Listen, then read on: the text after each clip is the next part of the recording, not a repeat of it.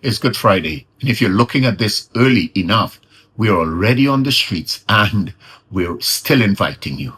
We're in the Valencia community, and you're gonna know we're there because we have a big truck. It's music, it's preaching, it's praying, because we're here to declare the gospel and declare a blessing over our community, over our homes, over people that we meet on the streets today. We're going to be blessing them and allowing God to do something in their lives that previously may not have been evident.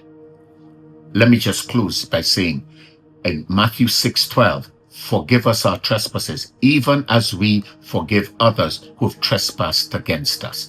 And I want to harbor on the word against, because a lot of times people are doing things against us. And let's be honest, sometimes you can't even figure out why.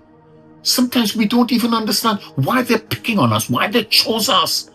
Sometimes we come up with all of these fancy things. The devil must be leading them. Oh, they're jealous of us and all of that. And sometimes, even with all of that, we can't figure out why. And yes, even when I don't know why, I still have to forgive. Because even though I don't know why God is forgiving me, and you may say, why should I forgive them? Because you want God to forgive you. So on a Good Friday, when we remember and celebrate that the ultimate act of forgiveness was done on a tree in Gethsemane, in the Mount of the Skull, in Golgotha.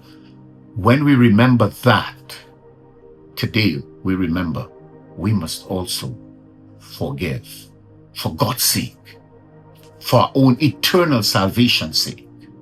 We forgive. Hey, God bless you. Have a great Good Friday and enjoy the reminiscing of what Christ would have done for us.